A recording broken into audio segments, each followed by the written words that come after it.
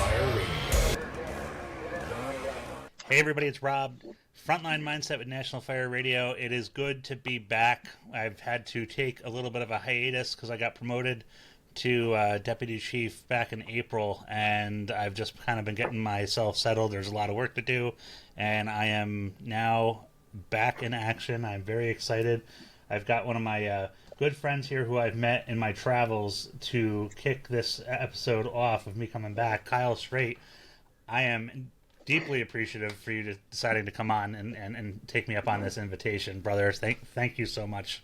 How are you?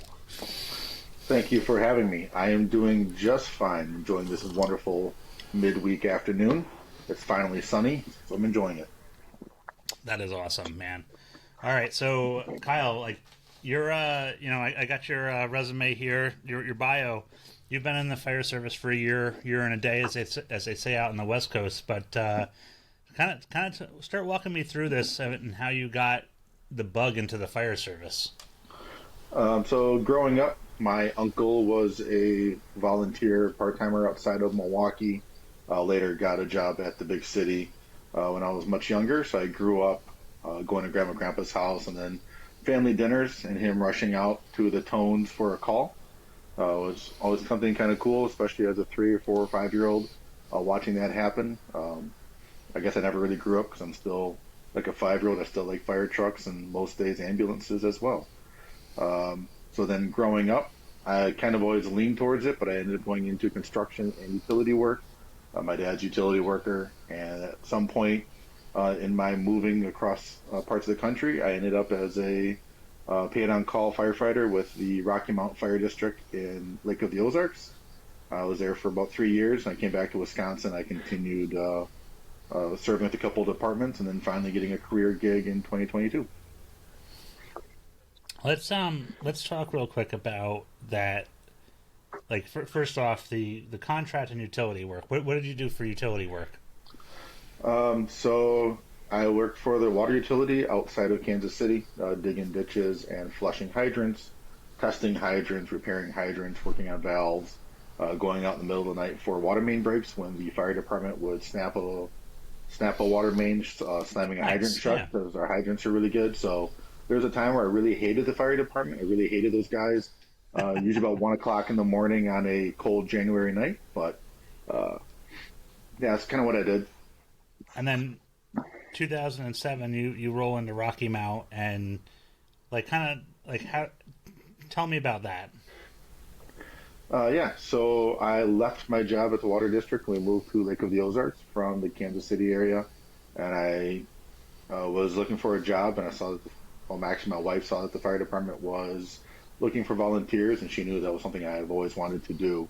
So I went and talked to them, and while talking to them, I said, yeah, I'm looking for work. I just moved out here, and one of the lieutenants says, well, my brother-in-law owns a pest control company, so I ended up doing pest control with a couple of guys from the fire department as well. So I was there for 3 years. I did my fire 1 and 2 there, got my EMT there, got my wings wet, as it were, at that fire department. Do you remember your first call and your first fire? Yes. So the way Rocky Mount did it at that time, I can't speak to how it is now, but at that time, you did 4 Monday night trainings. The trainings were every Monday night. So you went to those 4 trainings. On the 4th training, they would vote you in. I walk out of the station. My chief walks out with me. He goes, I don't vote. If I don't want you here, I just don't let you be here. So he hung out with me. The members talked, voted me on, and while they're congratulating me, the tones dropped for a fire alarm. So chief says, get in my truck. So I jump in his truck, and off we go to this, end up being a false alarm, fire, come back, get my stuff, get all my gear together, and kind of get some of the rules of what's going to happen now that you remember. A week later, we called a working fire. There were some medical calls in that week that didn't really matter, but the following week, we called a structure fire, ended up being a fatality fire. So that was my introduction to the fire service right there. It being the beginning of it was November, so it was the middle of the week, and I was up at the firehouse just learning the ropes, so as it were, and it was just myself and the fire marshal. And the tones came out, so I jumped in the officer's seat because I wasn't allowed to drive, and he jumped in the driver's seat. And it was John Wayne time. It was 10 minutes by myself on a hand line on the surround and drowned. Fully involved fire, like truly fully involved fire out every window. Roof is already gone. It's a vacation area. And I look at him, I said, "Are we going inside?" And he goes, "You will literally die. Just stay outside." And we ran out of our water in 10 minutes. And then all the mutual aid companies showed up with the water tenders, and a couple fireboats showed up, and the UPS guy who was a neighbor delivering packages, he showed up and helped handle some stuff until everything kind of got underway. So that was my first fire. Um, I mean, that's a fatal fire is not how I think people want to start their career, but at the same time, like that had to be like what a way to get the bug, right? To really get hooked into it. I mean, because you like you can't put a what am I trying to say? You can't put a price on that experience of those 10 minutes of John Wayne time. Really can't. He was a known person in the community, not necessarily in a good way. Not to speak ill of the dead, but he had just gotten home from the hospital that morning, from what I remember. Um, he was a drunk driver, was an alcoholic, had a lot of problems. People tried helping him out. Uh, so those are the some little bits and details I remember. But what I remember most is setting up my foundation for the fire service later that day, which I didn't realize that week later on was going to set me up, 17 years later for this. Um, but they're like, in this job, sometimes people die. No matter what you do, they're going to die. And if you need to talk about it, talk about it. But there's also a fine line between talking about it to feel better and to get over it, but then also understanding that there's a line of you got to be able to handle what you're going to see, and if there's a point where you can't anymore, then you need to know when it's time to get out, walk away, or make some changes. And so that was something that kind of stuck with me, and I try to put it into our new people 17 years later. That's a really powerful thing, Kyle, because I think that a lot of organizations. So was this a conversation you had with yourself, or was this something where another member, a senior member of the department, kind of said like, "Hey, man, like this is just to clarify for me." This was a chief and two senior guys. This is just a Go ahead. this was just a general conversation after the fact, like after the fire and all of that. Like, "Hey, you good?" And I was like, "Yeah, I'm good." And they're like, the guy died, and I'm like, "Well, yeah, that happens. Okay." Like I'm also 22, right? So Mm-hmm. I'm kind of, I'm understanding some stuff, right? I'm not like 18, 19, and kind of new to the world of work. Like I've worked under blue collar guys who would down in the ditch, dig around ditches, scream at you and insult you. So it's like, all right, something bad happened, whatever, it is what it is. Like, it's not something I was not unaware of. But they were really good about, hey, like, yeah, not that this isn't like quote unquote normal, but this is something you're going to see. We have our stories, but are you good? And are you handling it okay? Right. Well, and I just think that it's I wrote it down because like that's such a I think sometimes, and I don't know what your opinion is. I asked about it. Like, we keep people on who aren't going to be able to do that. Like, we're so worried about losing, quote unquote, losing people. But like, if you can't, if this is bothering you, because it's you might be able to do 75, 80% of the runs, but like those, that percentage that counts. Like, we need you there. So Right. it's just it's yeah, that's a very powerful statement for the chief and senior members to make, and they didn't make a big deal of it. For it sounds like, but they put it out there, and as you said, it built up sort of the building the foundation for your fire service. Yeah, it really was. And it helped too. The one senior guy was a full timer at the neighboring department there at the lake. So he had seen some stuff. I looked up to him because the guys there were really good about taking the time to train you if you wanted to be. And I was off work at the time waiting for the job to start up. So I was around a little bit more, like, Show me what you Mm-hmm. need. Show me what I need to know. Like I know ladders, but show me ladders. Like I know what these tools are, but the whys behind it. And so I think they were, also very willing to put in the effort because I was reciprocating the effort with them. Yeah, that's reciprocating the effort. I like it. What is behind it? Um, who were the mentors for you in this early stage? Like, can you talk about them? Yeah, I think so. They didn't tell me no. The fire marshal that day was Gene Robertson. Gene was the fire marshal who came from High Ridge, Missouri, where you and I had mutual friends from. No, actually, he left for there. He was from that area, and he left from the St. Louis area. Came out, went to High Ridge. He is now actually the fire marshal with L.J. Geist out at Garden City, Kansas. Hmm. So he was big because he was there a lot. Obviously, Chief Painter, Justin Martin from Lake Ozark Fire. He was really good about it. Um, Todd Weitzman, he's now a captain, I believe.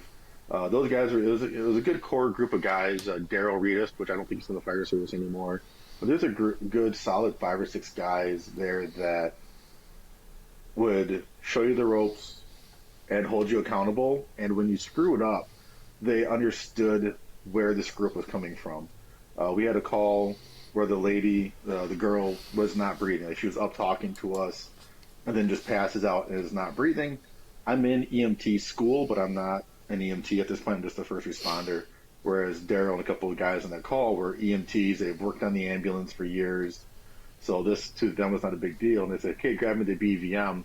And I look at the med bag, and in my brain I go, oh, the BVM's in the truck, which would make zero sense. I know it's in the right-hand pocket. That's where it was on that bag. I go out to the truck and open the door looking for a random BVM. Come back in thinking I can't find it, and they have it out, and they look at me weird, like, where'd you go? And after the call wraps up, we're back at the station, and they go, is that the first time you had somebody looking at you, talking to you, and then go unresponsive, not breathing? I go, yeah. They kind of laugh, and they go, where's the BVM in the bag? I'm like, it's right there. What else is in that bag? What else is in that compartment? This, that, whatever. Yeah. And so they said, well, next time it won't be an issue. And sure enough, that patient got discharged 3 hours later, and we were there 4 hours later for the same thing. Same thing happened. She's awake talking to us, goes back out. I grab the BVM, go back to bagging, a complete 180 from what had initially happened. But I think it was a lot better than getting back to the station going, hey, whatever derogatory term you want to use, what is wrong with you? How stupid can you be? Like, I don't know. It's my, first year. What do you expect? As opposed to, Right. Is this your first time? All right. It's there's a little humility in that, and I think that's why people can't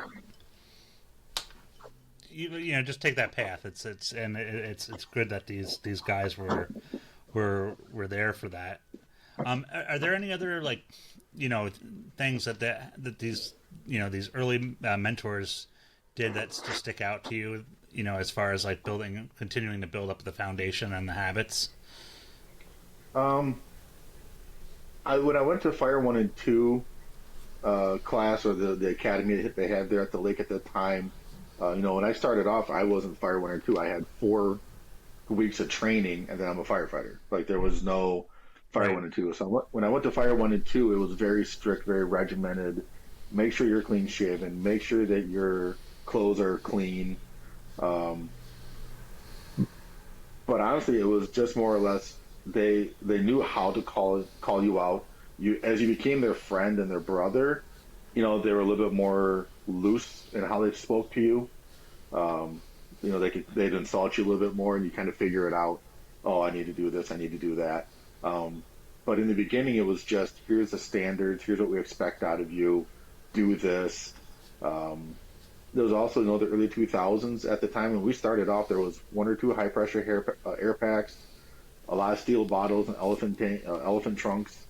So there was a lot of fires where we weren't really masking up if we weren't going inside because the air bottle lasts 5, 10, 15 minutes, and then you're Yeah. changing bottle out and you're sitting out in the yard. So there's, little tips and tricks you learned, like how to adjust the fog nozzle so that you can open it up bring some of that fresh air in around you so you can breathe, and then go back to straight stream putting the fire out.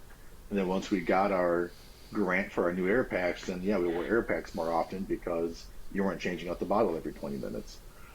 So there's like little things I remember them, teaching me, and just little tips and tricks of the trade at that time that nowadays nobody really knows, because fortunately a lot of us have gone back to smooth bores, and I think everybody that's near the fire ground by the smoke is now wearing an air pack.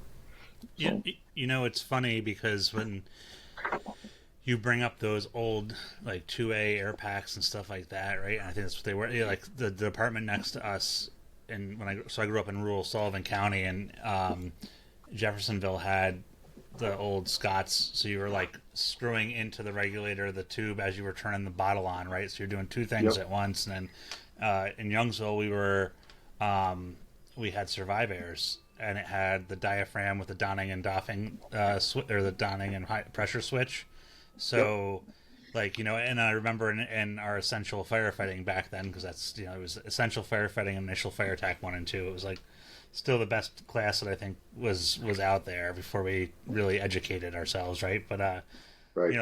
they're going over like, hey, like if you run out of air, disconnect this low pressure hose and stuff it down your coat, and like we're doing it in a hay burn. I'm like, this is horrible. I can't fucking breathe.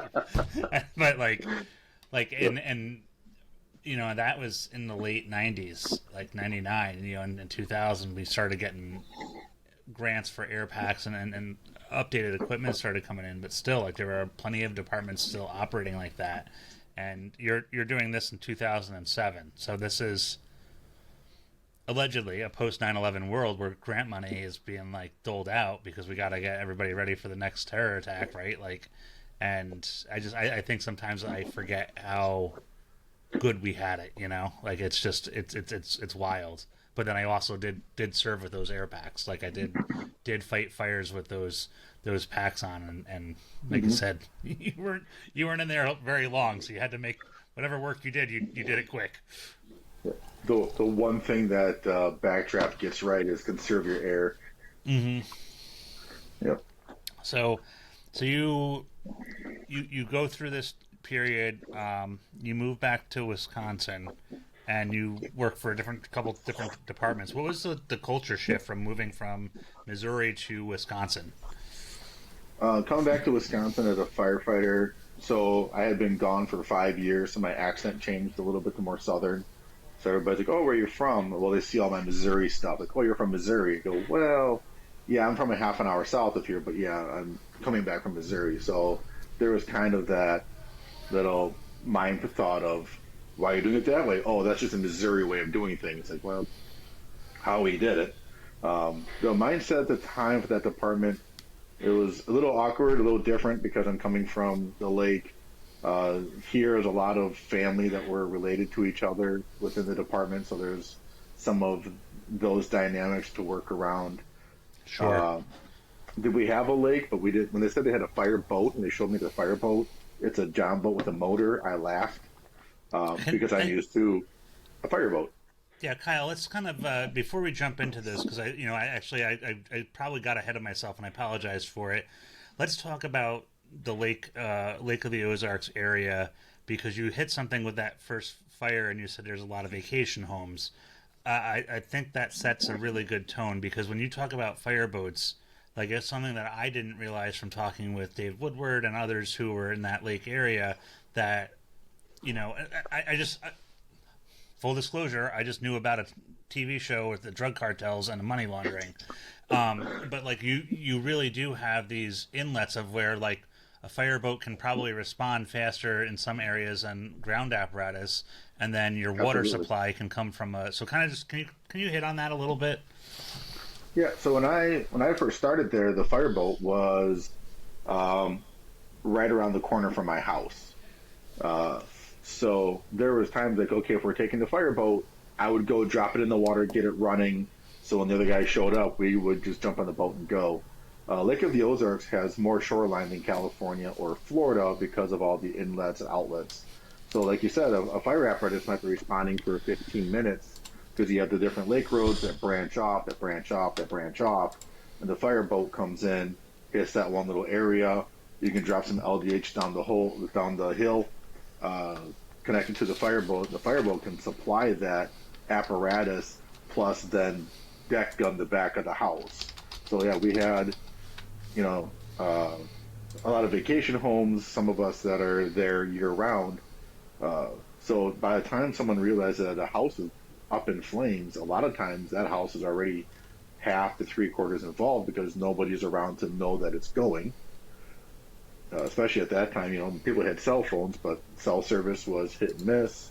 You would have an entire road of just vacation homes and nobody living there. And then there's also the person who shows up randomly because they're either going through a divorce or they just need to get away from society for a little bit. So, it's never vacant kind of thing. Like you don't know who's in that home, and the fire started somehow. So, correct. And 360s are difficult because you have a single story on the front when you hit that. I guess we'll say the street side, but then you walk down the hill, and now the house is a four-story on the back side because of the grade of the hill that it's built into. And you don't know. A lot of them are owned by corporate companies. That you have families coming in with their CEOs and COOs coming in for the week, or people from Kansas City, St. Louis coming down. Summertime, of course, it blows up, so you never know. So yeah, it was always is somebody here or somebody not? We don't know. Yeah. I was hoping I could find a picture in my Google images here, but I did not of some of these houses. I thought I took some, but maybe this one will work actually.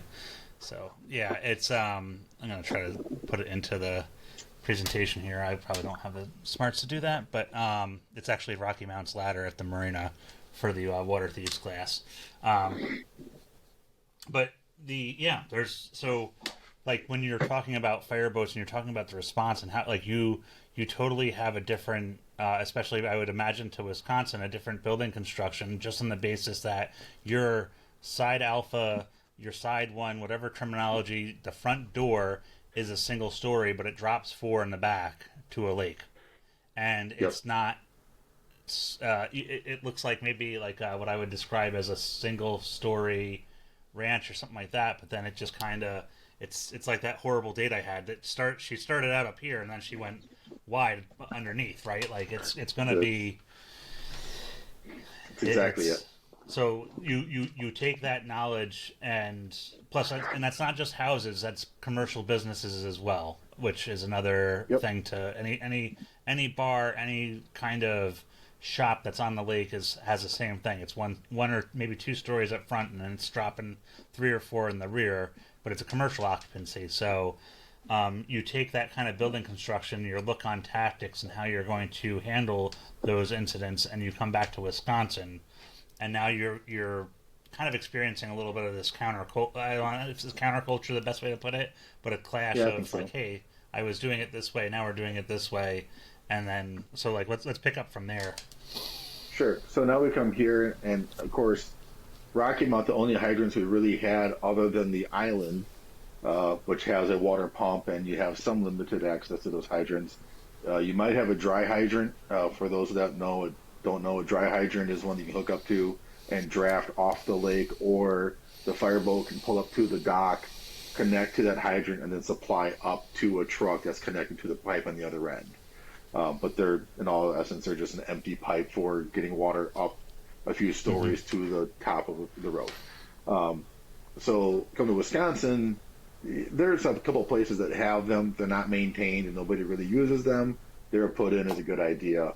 So now we have hydrants in the city. We also have a rural area, so we have tender operation shuttles, or I call them tankers at the time, and now we're called tenders up here. So whatever terminology you want to use, I will interchange it a little bit.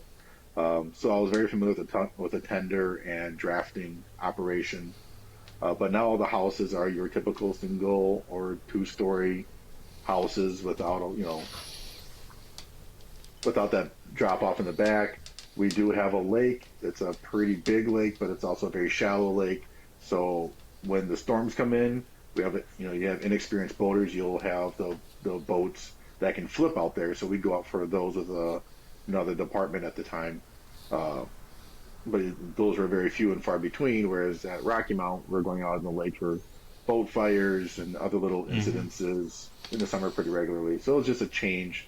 Plus, here we also have an ambulance. Rocky Mount was a non-transport, so now I had to get used to the transport aspect as an EMT as well. And that was just a whole nother realm of experience I hadn't had at that time yet. What was the and one note about the boating calls that you would deal with in Rocky Mount. I never put together that I would have like you'd have to do extrication of a boat, like that boats Um, collide, and that if they don't sink and somebody's impaled and some or like that, there's that whole other arena of figuring it out right then and we didn't there. have I didn't go on a lot of those or hardly any of those. Usually the ones that were a boat collide, they kind of just hit, but nobody was impaled, but you'd have people injured. Mm-hmm. Remember, we had a teenager on a wave runner jumping and landed and broke his hip. Oof. And so we had to pull in, backboard him off of the boat that picked him up out of the water with his hip, and then get him through to the ramp that the ambulance was parked on and then getting him out of there. So it was more, how do we get this person who's down at the lake, get them up to wherever the ambulance is? And we were running, personal vehicles too. So my personal vehicle had the lights and sirens in it. So there were times where it's like, well, I'll put my pickup truck down here, we'll load in the back, and we'll ease up this little windy driveway to the top, and then we can Yeah. pull them out of there and into the ambulance, which, did that one or two times, different scenarios that happened. But Mm. yeah, it was just a matter of how do we get this person out of here on these little tight lake roads that the ambulance may or may not make it down. So in you you go Missouri, Wisconsin, but in the meantime, you start to pick up into another organization here, and you join the Fools. Yep, joined the Fools out of my Fire 1 and 2 Academy at Lake Ozarks with the Lake Area Fools, where I met other mentors and other really good guys that at the time I asked what it was. And one of the guys goes, "Oh, they're a bunch of guys that like to get together, talk about the fire department and drink." And I heard, talk about the fire department and drink, I'm in. They left out the important parts of, no, Yeah, we train, we bring in training, and we make each other better. But that part was lost on me because the person who explained it to me was not a Fools member.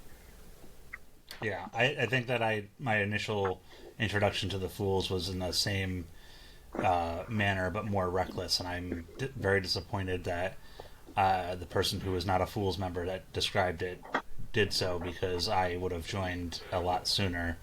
Um, and just like I said, I can't speak enough good about it. But like, so you join Yep. the Fools, and all right, so you're gonna go talk about the fire service and drink, and you figure out that it's not that. So kind of explain to I me, what this was like. So we had a lot of, we had meetings that we talked about tactics and techniques and things that we could do, and just how to, because my world is what I've done at Rocky Mount and what Fire 1 and 2 taught me. And my chief at the time was not a big fan of Fire 1 and 2 because it was great at teaching principles, but wasn't great at teaching applications. Mm-hmm. So it's, oh, you had the structure on fire. Let's throw a ladder to the roof, cut a hole in the roof, and we'll vent it, and the fire gets better. And he goes, "That's great, except for this is a trailer that's on fire, and I'm not putting you up on the roof of a trailer and cutting a hole in the roof." So there's a disconnect somewhat in here's what Fire 1 and 2 teaches, but this is the application of what we have to do. But in that organization, a lot of guys that taught my fire academy, and I learned uh, there was a point where when we brought in Rick Lasky for Pride and Ownership one for a big bash one day, and so I was like, all right, well, it's X amount of dollars. That was a decent amount to go to the class. I'm on unemployment because it's winter time at the time, so I was working pest control. Now it's cold. There's no bugs. I'm on unemployment, so we're being careful about my funds, our funds. My wife works, but it's paying the bills, but we're not doing a whole lot of anything extra. Right. So I'll go to the bash afterwards. I'll have a beer or two, hang out with some of the guys, but I'm not going to go to the class with Rick Lasky. Um, So I go to the bash, and the president at the time sees me, pulls me aside, and goes, "Hey, where were you earlier today?" And I was like, "Oh, I couldn't make it." And he goes, "Well, what happened?" And him and another guy are standing there. I can't remember who the second guy was. And so I kind of very quietly go, "Well, I'm on unemployment. I really couldn't afford to go, so I just came to the bash." And he got a little irritated with me, a little upset. He goes, "When you have an issue like that, we're your brothers. You come tell us, hey, I want to go to this. I can't afford it." He goes, "My training budget would have covered you. I have a training budget. We are the chapter. We can afford to cover a couple of guys for this. So you should have been here. You would have loved it. There was a lot of information I think you would have benefited from. So when we do this kind of stuff, if you can't afford it, you tell us. We will take care of it very quietly, but you will come." And at that point, I was like, "Oh, okay." But I also felt like I'm in, right? Like I got called brother. I've been around for a year at this Right. point. But now I'm starting to understand oh, there was an opportunity that I missed because I just didn't know. And we Right. do that now with a chapter of, hey, let's send a couple guys to this training. Hey, we're having this training. Well, I'm not going to come. Well, why not? Well, I just, I'm busy that day. Or they don't want to say, well, it's kind of pricey and I can't afford it. Hey, you know what? You remember the chapter's handling it. You need to be here. We know your mindset and your willingness to put forth the effort. We can cover it. It doesn't hurt us. So that was a nice little lesson that I learned from them as well. Yeah. No, that's man, that's crazy. Yeah, And you say that you owe your growth in the fire service. In your bio, you said that to the organization and those along the way. Is that some of the things that you're getting at? yeah, 100%. Those guys just taught me how to navigate stuff in the firehouse. There's always these little things that kind of come up, and there's things that you're going to do that are either you don't think it through or whatever the case is. Like, oh man, I screwed up. I did X, Y, Z, and the guy goes, "Yeah, I did that my rookie year. It'll blow over." Or, "Ooh, yeah, you know what? Don't do that. Do this." Or, "Hey, we're fighting this issue. We're having this problem." You know, so it's always the good guys that bounce your thoughts and ideas off of. Yeah. And I look at it as like like peer counseling to an extent, because I don't want to talk to, some froofy mental health person who's never actually had a bad thing. I want to talk, like, if something bad happens to me here, I want to call Kyle straight up and be like, "Kyle, it's Rob. I got to talk to you, man. I had a bad call." And you go, "All right, lay it on me, man. Like, what happened?" And there's that, like, it is this, fraternal organization where, like, you have these brothers and sisters that you can rely on. And there's just such a, like I said, there's such a power to that. And then the training, like, kind of, you talked about, like, Rick Lasky, like, bringing somebody like him up, to an event, and typically it's at a lower cost than if I had to try to, send myself out to FDIC or any of the other conferences. What other trainings did you get to kind of experience via the Fools that you wouldn't have had access to if you weren't a member of the Fools? FDIC for sure. My first trip to FDIC was with my fire department. My chief at the time were the only two that wanted to go. Nobody else signed up.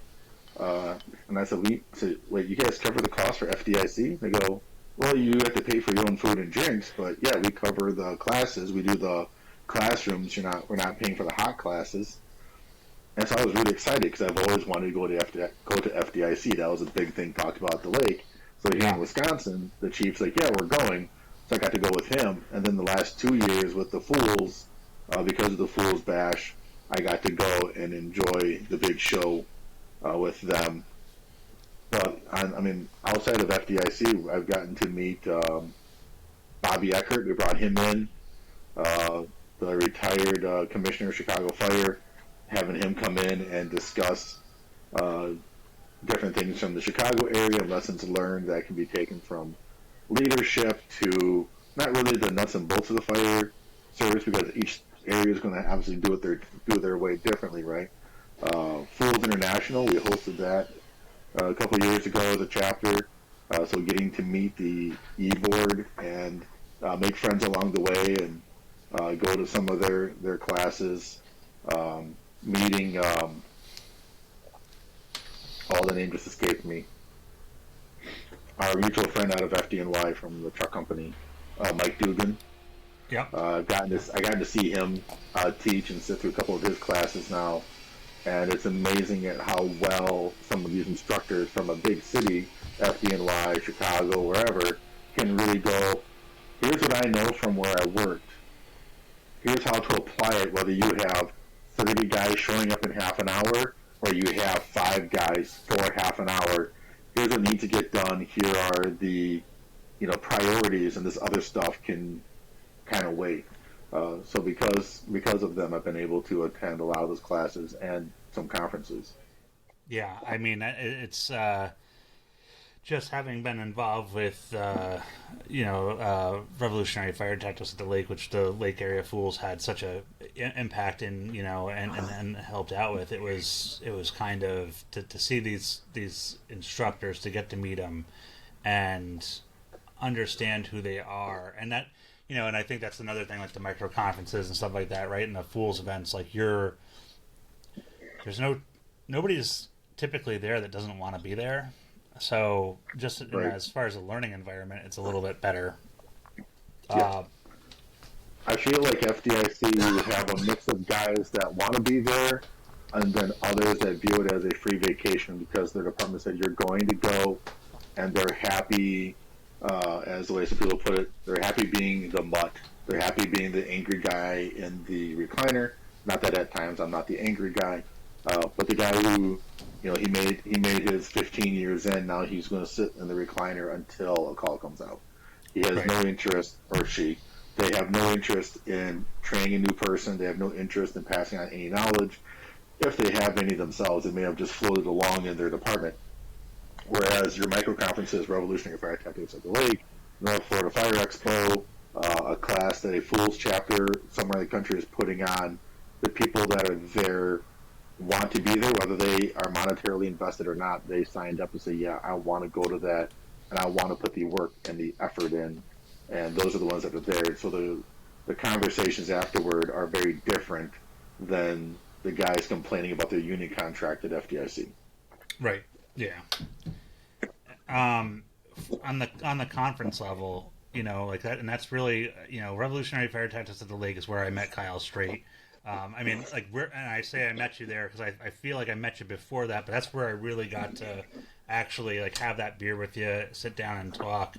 I said this before in the pre-interview, like, how did you get involved in, like, helping out at these conferences? So David Woodward taught my Fire 1 and 2 class in '09. Mm-hmm.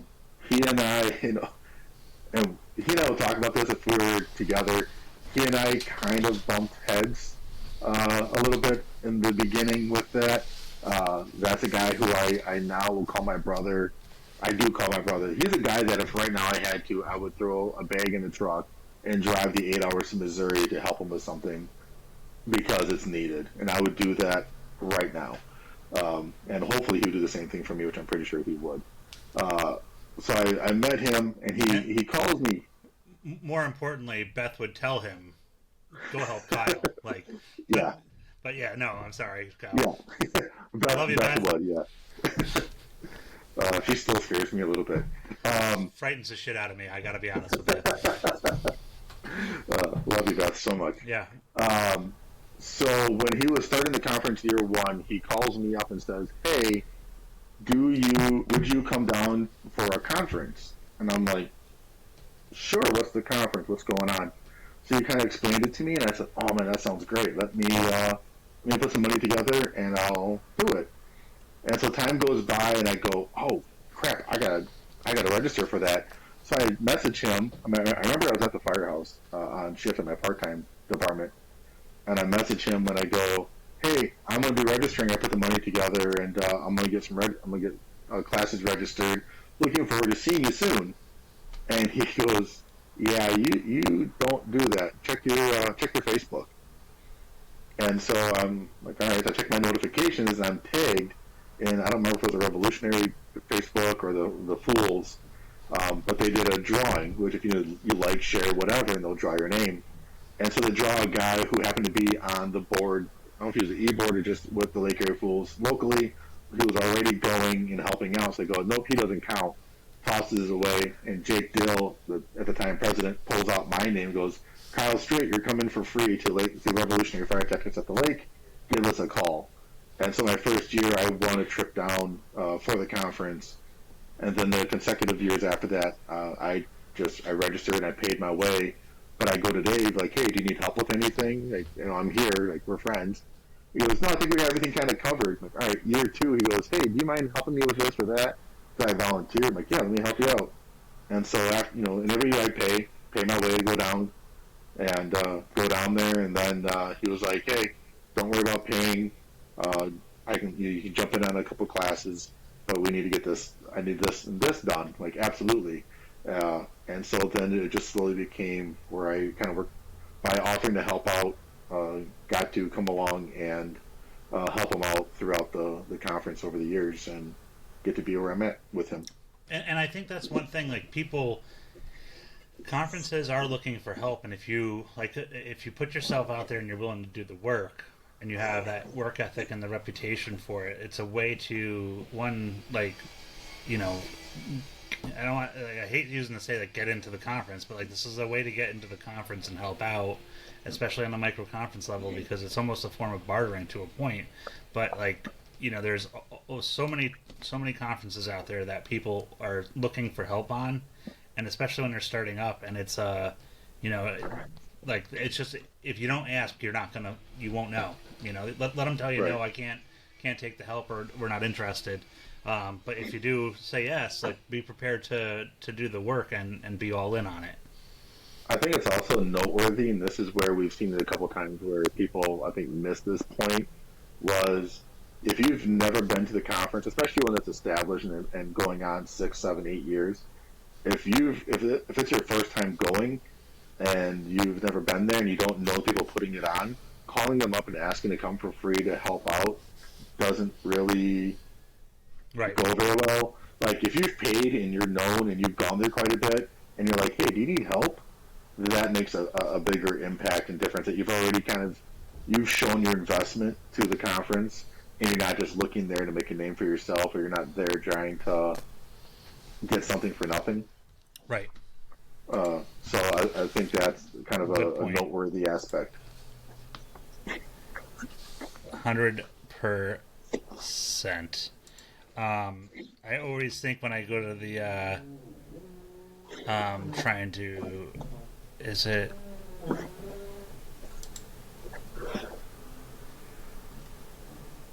no Dave always assigns me a babysitter. It's Jeremy, and his last name's escaping my mind right now, but it's what's that? Jeremy Milam from Lake Area Fools? Yes. Yep. And it's not really, it's just Jeremy's always, he's such a good person. He's always helping out. So, like, he's always that one lifelong friend there that that's one of the cool things about it too, is you go to the conferences, you make friends, and it's, you come as strangers and you leave as family. So, I mean, even though I think they made a bad choice in their current president of the chapter, but I only say that because it's my wife's cousin. So I think they should have given him a hard time. Oh, that's fantastic.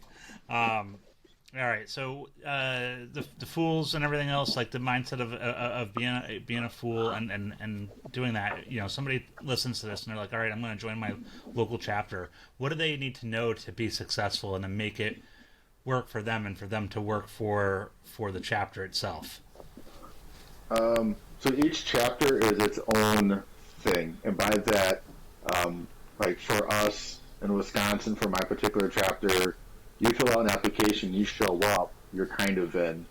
Other chapters, you might have to be, you might need somebody that knows you. You might need a sponsor to get in. So it really kind of depends. If you don't have a sponsor, you might say, hey, I don't have a sponsor. I'm interested. What else can I do? So you got to talk to them to see what's going on. I sponsored guys in other chapters in other states that I knew. One in Minnesota, like, well, you need a sponsor, and I said, hey, we went to critical care class together. He worked for a department in Madison, and I know some of the same guys. Like, I know him and about him well enough. I will vouch for him. And they went, done, you're in. Like, no problem. It's taken care of. So you kind of have to find out what each chapter requires. But once you're in, it's kind of like being a probie at a firehouse. Nobody knows you, and to a degree, nobody cares a whole lot about what you've done. We want to see what you can do. So if there's events coming up and there's trainings coming up, show up early to help set up, stay late to help break down. Because everybody's willing to show up early to set up, but they're also very quick to leave at 3 o'clock whenever class is over to go drink beer at the bar while there's still a couple hours of cleanup to do. So I think it would even behoove you to stay the extra couple hours and get that grunt, nasty work done of getting cleaned up, getting everything back the way it's supposed to be, and that will go a long way. So it's putting in the work and the effort and showing up. Embrace the suck. 100% embrace the suck. Because as instructors, I don't want to be there for 2 more hours cleaning stuff up either. But if I have a host fire department that lets me use their burn tower and I leave it a mess, that's the last time you're using that burn tower. So stay the extra hour, and as I say in Letterkenny, more hands, less work. So a couple extra guys and gals chip in, we're out of there a lot quicker together, and we're all getting to enjoy the festivities afterwards for a little bit of a longer time down the street. Yeah. And then, like, from the participation standpoint, like, just, you know, because I view it as, like, if I knew about this, I would have been all in. Like, I mean, what's your take on it? I think it's just that, like, show up and participate, and you know, it's not truly like being a probie where, you know, keep your mouth shut. Like, you have something in the meeting to give that's of use and of help, by all means. You know, someone's like, hey, we need someone to go pick up so and so from the airport for this class, or we need this hauled, and you have the ability to do it. Raise your hand and say, yeah, I can step up and handle that, and, you know, put in the effort of whatever the chapter's asking for. I also think it's looking for opportunities. So when, you know, Revolutionary Fire Tactics at the Lake has the what's it called? On the vendor show, right? Yeah, you have all the vendors. So I talk to AK Fools and I say, hey, can I bring some stuff down from my chapter and sell it? Yeah, absolutely. Come on down. Put a table by us. I talk to the guys on, you know, at the time on my e-board and go, hey, I'm going down to this conference. There's 200, 300 people there. My old chapter says I can bring some stuff down. You have some stuff I can sell? Sure. You know, here's some merchandise. Keep track of what you have and let us know. And after doing that a couple of times, they're like, hey, would you be interested in being on the e-board? I said, no. I don't do politics, and I don't want to deal with any of that. I have no desire. And they go, dude, we're all friends. Like, what do you think happens? I'm like, I don't know. I heard elected board. To me, it's all politics. I have enough politics. I don't need anything to it. But if you step up and look for the things that need to be done, if you have a way to bring money into the chapter by helping sell merch on a conference that you have an in on, you know, that kind of goes a long ways of, like, hey, you know, they're showing up and putting an extra effort over everybody else. You know, it kind of gets you a long ways. Yeah. What's like you know, as far as is there one moment that you can just point to, like, or and if it's not one, like the top 3 like coolest things that you've gotten to do through the Fools? So I'm sorry, I feel like no. Yeah, no. I think that's right. Everybody does. I think it's when I was coming up brand new in the Fools International Convention was like the highlight. But it was always someplace a little ways out of my price range or travel arrangement of, like, man, I'd really like to go to that, but it's just, you know, it's in Alaska this year or whatever. So when we won the bid to host it a couple of years ago, that was one where I was super excited because, you know, I was just a member. We're going to put a lot of work into it. And so helping to put it together, helping find donors, and then getting to enjoy the international convention, I think was one of my highlights. And meeting all the guys that I didn't realize were Fools members that showed up, all the guys that you read about in Fire Engineering Magazine, guys you see at FDIC are now there. And I think the part I liked was the e-board is going to lunch with some other people, and I got either invited myself or I got invited to go along. Don't remember. Either way I went. And I go, and it's Mike Dugan, it's the International E-Board, a few other members there, and we're walking downtown the city, and Mike Dugan is looking at some building, and he's just looking all around all the different buildings.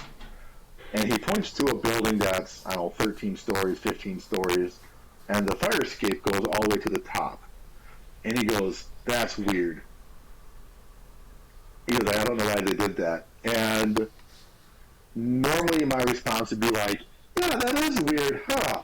And we continue walking about because I have no idea. We don't have fire escapes in any district I've ever had. I'm not from a city big enough to have fire escapes. And for whatever reason, I go, "Hey, Cap, I don't have fire escapes. Isn't the idea to have no way out of the building? What's weird about that building?" And by asking what's weird about that, turned into a 20-minute lecture where we are all standing on the side of the street as he's talking about fire escapes only going to the 6 floors and how it's really meant for firefighters, and this building's been added on, you can see this and that. And we got a 20-minute discussion from Dugan in our city about the building construction, the different things that he's noticing that I would have never even paid attention to because I have no idea at that level that he does. And I think that is one of my favorite things was, people go, "I don't want to look stupid." I'm like, well, there's looking stupid if I argued with him about the fire escape. That's where you look stupid. I think the smart part, the smart play, which we all got to stand around and taking information on was, "I don't get it. Can you explain it to me?" And that was kind of out of my character. Cause I will probably just go along with you and agree with you, and then I will Google it later and go, "Oh, interesting. All right." But instead, we all got to enjoy that, and I think that is probably, I think that would be it. That's actually one of my proudest things, was just sitting there taking it all in and listening to him talk about building construction. Yeah, that's awesome, man. We've been going for almost an hour, and I mean, this is unfortunately, like, this is a great wrap up because I've seen this happen before, and I've gotten to sit at the table with Captain Dugan before and just have that kind of conversation develop, and I always cherish moments like that because it really is kind of cool. It is. Kyle, where can people find you that are not trying to hurt you? No. Yeah. Are you in protective custody? Where's the location? No. Where can people get a hold of you, social media, stuff like that? Facebook. I'm on Facebook. Instagram, Kyle.685. My email is my last name, straight685@gmail.com. So any of those ways they are able to reach out and if they care to. I'm on any of those. So, what do you have any events coming up for your any Fools chapters or anything like that, or anything you're looking forward to? This is end of September, end of October. We have Revolutionary Fire Tactics at the Lake. So depending on when this episode comes out, if you have not registered, get registered. Quit procrastinating. This is a third of the cost of most conferences. We have live fire this year. Woodward and the team down there have done, again, an excellent job putting this together. So, what's the dates of it? End of October. Okay. Yeah, is it the last weekend? The weekend before Halloween? Yes, it is the 25th to the 27th. There we go. Yep. So my dyslexia gets me all the time with dates. So, yeah. But Well, Kyle, thank you for coming on. Hang out for a minute here after we get done recording here, but I thank you for coming on today and helping me with this. I do appreciate you. I cannot express that more so, and plus you have an amazing mustache as always. My friend Joe is a big fan of it as well. So, everybody, this is Rob, Frontline Mindset. Kyle Straight coming at us straight on with some of the truths about the Fools and his fire service career. We will catch you guys out there. We'll see you later. Thank you.